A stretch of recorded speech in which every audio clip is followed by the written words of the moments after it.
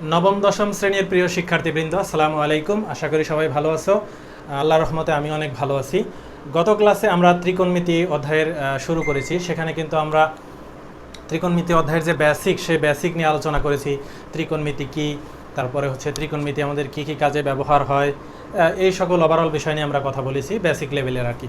আজকের ক্লাসে আমরা শিখব, দেখো আমি বোর্ডে আগে থেকে লিখে রেখেছি, ত্রিকোণমিতিক যে অপারেটরগুলো আছে এই অপারেটরগুলো সম্পর্কে ডিটেলস জানবো। দেন হচ্ছে একটা সমকোণী ত্রিভুজের sine theta, cos theta, tan theta বা সকল ছয়টা অনুপাতেরই যে মানগুলো আছে, লম্বভূমি অতিভুজ দিয়ে যে মানগুলো বের করা যায়, এইগুলো মূলত আজকে আমরা শিখবো। আজকের ক্লাসটি অবশ্যই গুরুত্বপূর্ণ ক্লাস, অবশ্যই তোমরা মনোযোগ সহকারে দেখবা। চলো শুরু করা যাক।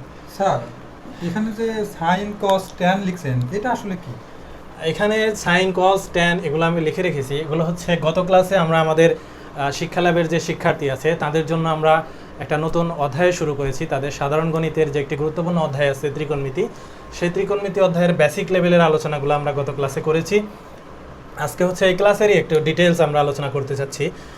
এখানে আপনি যে অপারেটরগুলো দেখতে পাচ্ছেন, ছয়টা অপারেটর দেখেন এখানে লিখে রেখেছি। সাইন, কোসাইন, ট্যানজেন্ট, কোসেকেন্ড, তারপর হচ্ছে সেকেন্ড এবং কোট্যানজেন্ট। এই যে ছয়টা অনুপাত আছে, এটা হচ্ছে ত্রিকোণমিতির ছয়টা অনুপাত। ছয়টা অনুপাত ত্রিকোণমিতির ছয়টা না, এর বেশিও নাই কমও নাই, এই ছয়টা অনুপাত। এই ছয়টা অনুপাতের মাধ্যমেই মূলত এই ত্রিকোণমিতি অধ্যায়টা মানে অঙ্কগুলো আর কি করা হয়। এখানে দেখতে পাচ্ছি যে সাইন লেখার পরে এখানে আবার সাইন লিখছেন, এটার কারণ? আচ্ছা, এটা আমি একটু বুঝিয়ে বলছি। তোমরা যারা শিক্ষার্থীরা আছো তোমাদের মনে এই সকল প্রশ্ন থাকতে পারে, ওমর ফারুক স্যারের মতো তোমাদের মনে কিন্তু এই সকল প্রশ্ন থাকতে পারে। অবশ্যই কিন্তু তোমরা মনোযোগ দিয়ে দেখবা। দেখেন যে স্যার এখানে আমি ছয়টা অনুপাত লিখেছি। এই ছয়টা অনুপাতের এখানে যে নামগুলো আছে এগুলো হচ্ছে এদের ফুল ফর্ম। যেমন হচ্ছে সাইন, কোসাইন, ট্যানজেন্ট, এগুলো হচ্ছে ফুল ফর্ম। আর এখানে আমরা এদের বাংলা উচ্চারণগুলো লিখে রেখেছি। সাইন, কোসাইন, ট্যানজেন্ট, কোসেকেন্ড, সেকেন্ড, কোট্যানজেন্ট, এগুলো হচ্ছে এদের উচ্চারণ। আর আমাদের উচ্চারণের সুবিধার্থে দেখেন তো নামগুলো একটু বড় হয়ে যায় না? সাইন, কোসাইন, ট্যানজেন্ট একটু বলতে অনেক বড় হয়ে যায়, মনে রাখাও অনেকটা কঠিন। তো এই সমস্যার সমাধানের লক্ষ্যে গণিতবিদরা আর কি এটার সংক্ষিপ্ত রূপ আবিষ্কার করছে। এগুলো নামে আমরা এদেরকে ডাকি। যেমন ধরেন যে আপনার নাম কি, ওমর ফারুক, তো আমরা সংক্ষেপে কি বলি, ওমর, বা কেউ কেউ বলে ফারুক, এরকমই আর কি বিষয়টা। তো এখানে দেখেন যে সাইনের সংক্ষিপ্ত রূপ সাইনই আর কি, এখানে জাস্ট লেখার ক্ষেত্রে এটা বাদ রাখা হয়, উচ্চারণ কিন্তু অলমোস্ট সেমই। অপরদিকে কোসাইন যেটা, এটাকে সংক্ষেপে বলা হয় কচ, ট্যানজেন্টকে বলা হয় টেন, কোসেকেন্ডকে বলা হয় কোসেক, এবং সেকেন্ডকে বলা হয় সেক, এবং কোট্যানজেন্টকে বলা হয় কট। তাহলে এই বিষয়গুলো কি আপনার কাছে ক্লিয়ার? হ্যাঁ, একদমই ক্লিয়ার। ওকে, ছোটবেলায় কি এগুলো নিশ্চয়ই পড়ছেন তো না? অনেকবার মুখস্থ করেছি কিন্তু মুখস্থ থাকে না। আচ্ছা আচ্ছা, মুখস্থ করেছেন, এটা খুব ভালোভাবে মনে থাকে। ওকে, এটা কিন্তু আসলে এরকম ভাবে মুখস্থের বিষয় না, মানে অঙ্ক তো মেইনলি আসলে বুঝে শুনে পড়ার বিষয়, এখানে মুখস্থ তেমন কিছু করতে হয় না আর কি।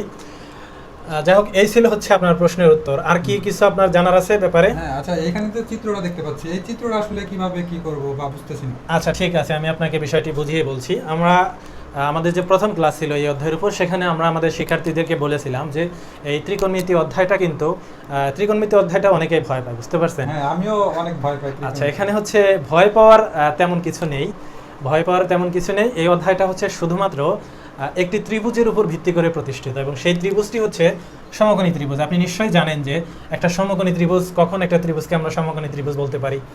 যে আমরা জানি যে ত্রিভুজের একটি কোণ 90 ডিগ্রি বা একটা কোণ সমকোণ থাকে, তাকেই বলা হয় সমকোণী ত্রিভুজ। এবং নিঃসন্দেহে আপনি দেখতে পাচ্ছেন যে এই যে এ বি সি, এটা একটা কি সমকোণী ত্রিভুজ। ওকে, এখন আপনাকে যদি বলি এই যে সমকোণী ত্রিভুজ, সমকোণী ত্রিভুজের কোন কোনটা সমকোণ? নিশ্চয়ই বলবেন আপনি বি কোণটা সমকোণ। আচ্ছা, এখন এই সমকোণী ত্রিভুজের আশেপাশে দেখেন আমি আরো কিছু জিনিস লিখেছি। এখানে যে হাইপোটেনাস, বেস এন্ড পারপেন্ডিকুলার লিখে রেখেছি, এগুলো কি? ওকে ফাইন, আমি বিষয়টা আপনাকে বুঝিয়ে বলছি। সাধারণভাবে আমরা জানি যে একটা ত্রিভুজের 3টি বাহু থাকে। যখন এটা আমরা ত্রিকোণমিতিক ক্ষেত্রে ব্যবহার করি, এই ত্রিভুজের 3টা বাহুর আবার 3টা বিশেষ নাম হয়। নামগুলো হচ্ছে লম্ব, ভূমি, অতিভুজ। কি বললাম? লম্ব, ভূমি এবং অতিভুজ। এই 3টা লম্ব, ভূমি, অতিভুজের ইংরেজির নাম আমি এখানে লিখে রেখেছি। এই যে পারপেন্ডিকুলার যেটা, এটা হচ্ছে লম্ব, বেসটা হচ্ছে ভূমি, এবং হাইপোটেনাস যেটা আছে এটা হচ্ছে অতিভুজ। ঠিক আছে, বিষয়টা ক্লিয়ার? ওকে, এখন এরপরে আমি আবার দেখেন যে একটা ছন্দের মতো লিখে রেখেছি স ক ট, একটা কৌশল, এই কৌশলটা তো আসলে কি এটা হ্যাঁ। কৌশল বা কিভাবে মনে রাখবে এটা অবশ্যই অবশ্যই আমি আপনার জন্য এবং আমাদের যে শিক্ষার্থীরা আছে তাদের জন্য আমি বিষয়টা একটু এক্সপ্লেইন করব। আমি মনে করি যে এই বিষয়টা আমাদের হচ্ছে অনেকটা ভোগান্তির সমাধান আসবে আর কি। আমরা এই বিষয়টা নিয়ে অনেকেই ভোগান্তির মধ্যে থাকি যে কিভাবে এগুলো মনে রাখা যায়। আমি একটু সহজভাবে বোঝানোর চেষ্টা করবো ইনশাল্লাহ। দেখেন, আপনাকে যদি আমি বলি, এই যে আমি একটু আগেই বললাম যে একটা ত্রিভুজ যখন আমরা ত্রিকোণমিতির ক্ষেত্রে ইউজ করি তখন তিনটা বাহুর আর তিনটা বিশেষ নাম আমরা দিতে পারি, তিনটা বিশেষ নাম হয়ে যায়। যেমন এই যে ত্রিভুজটা, এই ত্রিভুজটা ধরেন আমি বললাম আপনাকে যে সাইন থিটা। দেখেন তো ছোটবেলায় পড়ে আসছেন না, 9 10 যখন sin পড়ছেন, theta এটা ইন্টারমিডিয়েট যখন অনেকটাই পড়ছেন, যে এরকম পড়ে আসছেন যে সাইন থিটা সমান কি লম্ব ভাগ অতিভুজ, অতিভুজ। তাই না? লম্ব ভাগ অতিভুজ। অতিভুজ। ওকে, ভেরি গুড। সাইন থিটা সমান লম্ব ভাগ অতিভুজ। তো তাহলে একটা ত্রিভুজের কোনটা লম্ব, কোনটা অতিভুজ, কোনটা ভূমি, এটা আমাদের জানতে হবে। একটা অবশ্যই। ত্রিভুজের আপনাকে আমি যদি তিনটা বাহুর মান দিয়ে বলি যে সাইন থিটার মান কত, এটা যদি বের করতে চান আপনার এই সূত্রটা জানা লাগবে, হ্যাঁ। এবং ওই ত্রিভুজের কোন বাহুটা লম্ব, কোন বাহুটা অতিভুজ, এটাও কিন্তু আপনাকে জানতে হবে। হ্যাঁ। আপনি যদি বাহু চিহ্নিত করতে না পারেন তাহলে কিন্তু রেজাল্ট ভুল চলে আসবে, আসবে না। ভুল চলে আসবে। আচ্ছা, আমি হচ্ছে এগুলাকে একটু ডিটেলস লেখার সুবিধার্থে, যেগুলো অলরেডি আমাদের যেহেতু আলোচনা হয়েছে, আমি একটু মুছে দিচ্ছি, একটু ঠিক আছে। জায়গা প্রয়োজন আমাদের। আচ্ছা, ধরেন আমি একটা ত্রিভুজ আবার নতুন করে এখানে আঁকি। ধরেন আমি একটা ত্রিভুজ এরকম আঁকলাম, একটা নিশ্চয়ই একটা সমকোণী ত্রিভুজ হয়েছে, তাই না? এ বি সি দিলাম, এখানে একটা কোণ আমি এঁকেছি 90 ডিগ্রি, এবং এটাকে আমি থিটা কোণ হিসাবে চিহ্নিত করলাম। Okay. এখানে আমি আপনাকে আরেকটা বিষয় অবগত করে রাখি, এখানে সবসময় আপনাকে অপারেটর হিসাবে থিটা ব্যবহার করতে হবে এমন কোনো কথা না, আপনার যা মন চাই ইউজ করতে ব্যবহার পারেন। করতে পারি থিটার আপনি চাইলে A B C theta phi সাই যা মন চাই ব্যবহার করতে পারেন, অসুবিধা নাই। ওকে। কিছু আমাদের এরকম সিম্বল আছে না, প্রতীক আছে, এই প্রতীকগুলো আমরা ব্যবহার করতে পারি, ঠিক আছে। কোনো অসুবিধা নাই। প্রায় ক্ষেত্রে আমরা সাধারণত থিটাই ব্যবহার করি। যাই হোক, এটা আসলে গুরুত্বপূর্ণ কিছু না, আমাদের ইচ্ছা মতো আমরা যেভাবে হোক এটা ব্যবহার করতে পারি। এখন ধরেন আপনাকে আমি বললাম এখানে আমি দুইটা বাহুর মান দিয়ে দিলাম, সাপোজ দুইটা বাহুর মান। এখানে ধরেন আমি অতিভুজ দিলাম 16, অতিভুজ দিলাম 16, এবং এখানে লম্বটা দিলাম হচ্ছে আমি ধরেন যে 3। এখানে ভূমির মানটা আমি দিলাম না। আপনাকে প্রশ্ন করলাম যে এই ত্রিভুজটার যে আমরা আগে শিখে আসলাম যে 6টা ত্রিকোণমিতিক অনুপাত আছে, এখন আমি যদি আপনাকে প্রশ্ন করি যে এখানে সাইন থিটা সমান কি, সাইন থিটা সমান কি, তাহলে এই প্রশ্নের সমাধান যদি আপনি করতে চান তাহলে আপনাকে প্রথমত কি জানতে হবে বলেন তো স্যার? আমাকে এই চিত্র ফলো করতে হবে, এখানে লম্ব কোণটা অতিভুজ কোণটা এটা দেখতে হবে। হ্যাঁ, এই ত্রিভুজের লম্ব, ভূমি, অতিভুজ আপনাকে ফার্স্টে কি আইডেন্টিফাই করতে হবে। Identify তো করতে এটা হবে। আমি আপনাকে একটু শেখাচ্ছি। আমি হচ্ছে বিভিন্নভাবে আপনাকে শেখাবো। আমাদের যারা শিক্ষার্থী আছে তাদেরকে বলবো যে তোমরা অবশ্যই এটা মনোযোগ দিয়ে দেখবা যে কিভাবে আমরা এই ত্রিভুজের এই লম্ব, ভূমি, অতিভুজ এই বাহুগুলো আমরা চিহ্নিত করতে পারি। দেখেন, সহজভাবে বলতে গেলে যেহেতু এটা সমকোণী ত্রিভুজ নিয়েই কাজ করা হয়, তাহলে নিশ্চয়ই একটা সমকোণ থাকবে। হ্যাঁ, বি কোণটা সমকোণ। বি কোণটা এখানে সমকোণ। এই সমকোণের যে বিপরীত পাশে যে বড় বাহুটা থাকবে না, মানে একটা সমকোণী ত্রিভুজের সবচেয়ে বড় বাহু যেটা, সেটা কিন্তু বিপরীত পাশেই থাকে। হ্যাঁ, কোনোভাবেই আপনি চাইলে আপনি একটা সমকোণী ত্রিভুজ বানাবেন অথচ এই বাহুটা বড় হবে না, এরকম কিন্তু পসিবল না। অর্থাৎ এই যে বড় বাহু বলেন আর বিপরীত বাহু বলেন, কার? সমকোণের। সমকোণের বিপরীত বাহুই বললেন আর বড় বাহুই বলেন, হ্যাঁ, যেটাই বলেন না বুঝতে কেন, পারছি। সেটাই হচ্ছে সবসময় একটা সমকোণী ত্রিভুজের অতিভুজ, বা তাকে আমরা কি বলবো? হাইপোটেনাস। Very good. এরপর এই সমকোণ সংলগ্ন লম্বালম্বি ভাবে একদম দাঁড়ানো অবস্থায় যে বাহুটা থাকে না, সেটাকে কি বলা হয়? লম্ব। তাহলে এই লম্বর ইংরেজি শব্দ কি? পারপেন্ডিকুলার। এই হচ্ছে লম্ব। এবং অপর যে তৃতীয় বাহুটা থাকে ভূমি বরাবর, তার নামই হচ্ছে ভূমি বা বেস। এইভাবে মূলত আমরা চিহ্নিত করতে পারবো। এখন ধরেন আপনাকে আমি বললাম এটা তো আমি সমকোণ দিয়ে দেখাইলাম, মানে আরও তো দুইটা কোণ আছে। ধরেন এই সি কোণটাকে আমি থিটা কোণ বিবেচনা করলাম, তাহলে কি হবে? সি কোণটাকে যদি আমি থিটা কোণ বিবেচনা করি, এক্ষেত্রে আমাদের এই লম্ব, ভূমি, অতিভুজ নির্ণয় করার যে পদ্ধতি, সেটা হচ্ছে এই যে থিটা কোণ, এই থিটা কোণ সংলগ্ন যে বৃহত্তম বাহুটা আছে না, বলেন তো থিটা কোণের সাথে সংলগ্ন বা সংযুক্ত বাহু আছে কয়টা? দুইটা। একটা হচ্ছে এসি এবং আরেকটা হচ্ছে বিসি।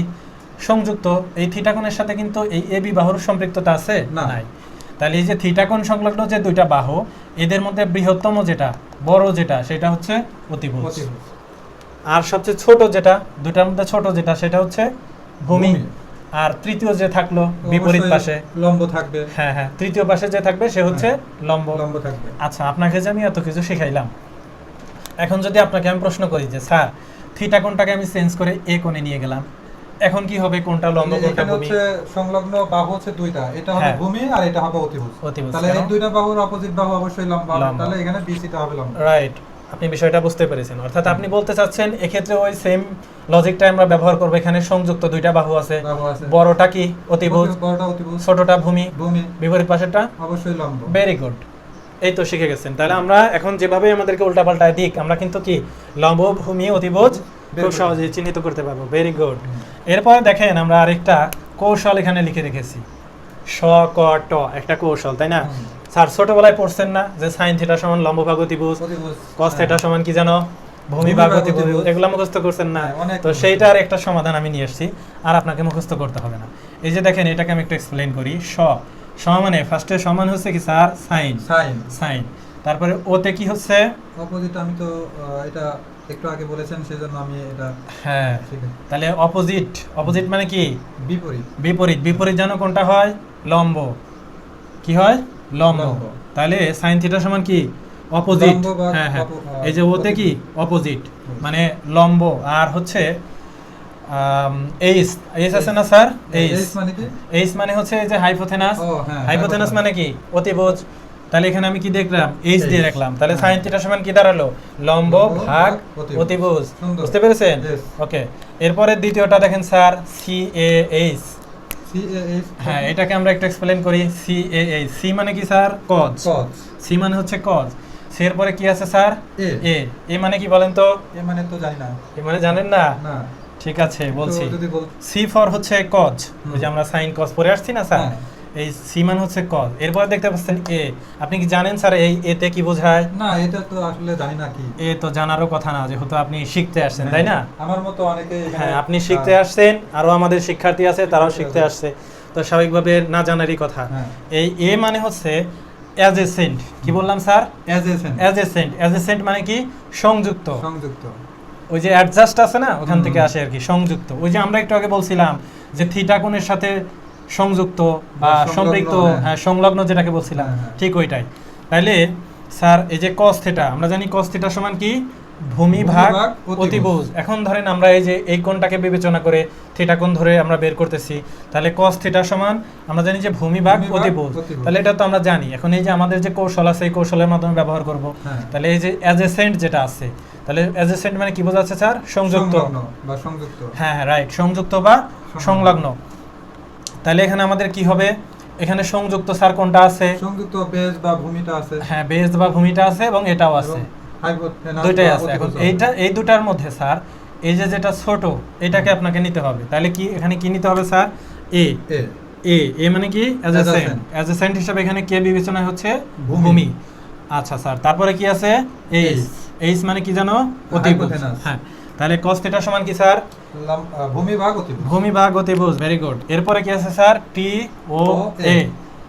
আচ্ছা, আমরা এটা একটু এক্সপ্লেইন করি। টি ও এ স্যার, টি মানে বুঝতেই পারছেন কি? tan, tan. Okay, very good. তারপরে ও মানে কি স্যার? একটু আগে Opposite. দেখলাম যে অপোজিট। হ্যাঁ, অপোজিটে কি আছে স্যার? অপোজিট আছে পারপেন্ডিকুলার। পারপেন্ডিকুলার। পারপেন্ডিকুলার, ওকে। তাহলে এখানে অপোজিট। আর এ মানে কি স্যার? এ মানে অ্যাডজেসেন্ট, ওই যে আমাদের যে বেস বা ভূমি ছিল, তাই তো? Yes. এই তো স্যার। তাহলে দেখেন তো, আগে মুখস্থ করছেন সাইন থিটা সমান লম্ব বাই অতিভুজ, কস থিটা সমান ভূমি বাই অতিভুজ, ট্যান থিটা সমান কি? লম্ব ভাগ ভূমি। লম্ব ভাগ ভূমি। এটা কি স্যার আর মুখস্থ করা লাগবে? না, এখন ব্যাপারটা খুবই সহজ হয়ে খুবই গেছে। সহজ। এখন বলতে পারেন যে আমি তো আপনাকে 3টা শিখাইলাম স্যার, আরো 3টা বাকি আছে না? হ্যাঁ, বাকি তিনটা আসলে কিভাবে মনে রাখবো? বাকি 3টা কিভাবে মনে রাখতে পারেন? সুন্দর। দেখেন স্যার, আমরা কিন্তু জানি যে 3টা অনুপাত আমরা যে লিখেছি সাইন কস ট্যান, বাকি যে 3টা অনুপাত আছে, এই বাকি 3টা অনুপাত কিন্তু এই 3টার বিপরীত। এই তিনটার বিপরীত হবে। হ্যাঁ, এই 3টার বিপরীত। আমরা সহজ ভাষায় যেটাকে বলি উল্টায় দেওয়া। উল্টে এই দেওয়া। উল্টে দিলেই মূলত আমরা ওই মানগুলো পেয়ে যাই। এখন কাকে উল্টাইলে কাকে পাবেন এটা তো জানতে হবে, তাই না? না, এটা তো জানি না, এটা একটু দেখান। ট্যান কে উল্টায় তো আর কোসেক পাবেন না, তাই না? হুম। তাহলে তো এর নিশ্চয়ই একটা সিকোয়েন্স আছে। স্যার এই যে সাইন আছে না, সাইন, এই হ্যাঁ। সাইনের বিপরীত হচ্ছে, সাইনের বিপরীত কি জানেন? সাইনের বিপরীত ছোটবেলায় শিখেছিলাম কোসেক। Cosec, right. সাইনের বিপরীত হচ্ছে কোসেক। কোসেক। আর কজের বিপরীত কি স্যার? কোসের বিপরীত সেক, তাই না? আচ্ছা, আর tan এর বিপরীত কি? tan এর বিপরীত cot। cot। এই sin থিটা সমান স্যার লেখা যায় হচ্ছে 1 1 cosec। এখানে যদি আমি থিটা লিখি স্যার, তাহলে এখানেও কি হবে? থিটা। আবার cos থিটা সমান স্যার কি? 1 sec থিটা। tan থিটা সমান তাহলে কি হয় স্যার? 1 cot theta. তাহলে আপনি যদি এই তিনটা জানেন, বাকি তিনটা বের করা কি খুব কঠিন কাজ? না, খুবই সহজ। ওকে, তাহলে স্যার আজকের ক্লাস সম্পর্কে কি আপনার আর কোনো জানার আছে? না, এই টুক জানা থাকলে হচ্ছে আমার যে 6টা অপারেটর, এই 6টা তার অপারেটর সম্পর্কে একটা সুস্পষ্ট ধারণা হয়ে গেছে। ওকে, আশা করি আমাদের যে শিক্ষার্থীবৃন্দ আছে তাদেরও আজকের ক্লাসের মাধ্যমে এই ত্রিকোণমিতিক যে 6টি অপারেটর আছে এদের একেবারে A to Z শেখা হয়ে গেছে ইনশাল্লাহ। আজকের ক্লাসটি যদি ভালো লেগে থাকে তাহলে অবশ্যই আমাদের পেজ ফলো করবা, আমাদের ইউটিউব চ্যানেল সাবস্ক্রাইব করে আমাদের সঙ্গে থাকবা, কারণ আমরা প্রতিনিয়ত তোমাদের জন্য এরকম ধারাবাহিকভাবে একটার পর একটা ক্লাস আমরা আপলোড করেই যাবো ইনশাল্লাহ। দেখা হচ্ছে পরবর্তী ক্লাসে, সে পর্যন্ত সবাই ভালো থাকবা। আল্লাহ হাফেজ।